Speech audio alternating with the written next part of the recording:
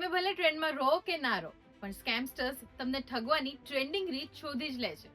હાય, હું છું હેલી. As we all know કે અત્યારે જીબલી ઇમેજીસ બહુ જ ટ્રેન્ડ કરી રહી છે, રાઈટ? અને આપણને ઓપન એઆઈ ના ટૂલ્સ 2 કે 3 ઇમેજીસ ફ્રીમાં જનરેટ કરી આપે, અને એના પછી જો આપણે ઇમેજ જનરેટ કરવી હોય તો એના માટે સબસ્ક્રિપ્શન લેવું પડે. પણ આપણે હંમેશા કંઈક ફ્રીનું શોધતા હોઈએ છીએ, રાઈટ? એટલે આપણને કોઈ પણ XYZ વ્યક્તિએ કોઈ લિંક ફોરવર્ડ કરી અથવા તો કોઈ એપ્લિકેશન રિકમેન્ડ કરી તો આપણે તરત એ લિંક ઉપર ક્લિક કરી આપણા ફોનમાં ડાઉનલોડ કરવાનો પ્રયત્ન કરીએ છીએ. કેમ? કારણ કે એ એપ ફ્રી છે અને એના વિશે કંઈ જ જાણતા નથી, છતાં આપણે ડાઉનલોડ કરી લઈએ છીએ. બસ આ જ વાતનો ફાયદો સ્કેમસ્ટર્સ ઉઠાવે છે. સ્કેમસ્ટર્સ સોશિયલ મીડિયાના માધ્યમથી આપણને મેસેજ મોકલે છે, જેમાં લખેલું હોય છે કે જો તમારે ફ્રીમાં જીબલી આર્ટ ક્રિએટ કરવું હોય તો એના માટે આ લિંક ઉપર ક્લિક કરો. અને ટ્રેન્ડમાં રહેવાના ચક્કરમાં ફ્રી એપ્લિકેશનના ચક્કરમાં આપણે એની ઉપર ક્લિક કરી દઈએ અને પરિણામે ફોન હેક થઈ જાય છે.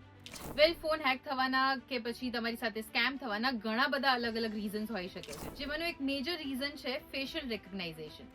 જ્યારે પણ આપણે ઇમેજ બનાવવા માટે ફોટો અપલોડ કરીએ છીએ ત્યારે આપણો ફોટો ઓલરેડી એમની પાસે હોય જ છે, અને આપણા ફોનમાં ઘણી બધી એવી એપ્લિકેશન્સ હોય છે જે ફેશિયલ રિકોગ્નાઇઝેશનથી ઓપન થતી હોય છે. તો એનો ફાયદો ઉઠાવીને આપણા ફોનમાંથી ઘણો બધો ડેટા એ લોકો લઈ શકે છે અને એનો મિસયુઝ કરી શકે છે. પોલીસ પણ બધાને આ અંગે અત્યારે ચેતવી રહી છે, કારણ કે આ સ્કેમ અત્યારે બહુ જ ચાલી રહ્યા છે.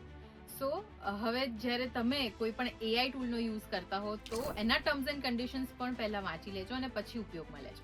સો પ્લીઝ તમે પણ ધ્યાન રાખજો, કોઈ પણ રેન્ડમ લિંક આવે ફોનમાં તો એની પર ક્લિક ના કરતા. અને બધાની સાથે આ વિડીયો શેર પણ કરી દો, જેથી કરીને એ લોકો પણ ધ્યાન રાખે કોઈ પણ રેન્ડમ લિંકની ઉપર ક્લિક કરતા પહેલા.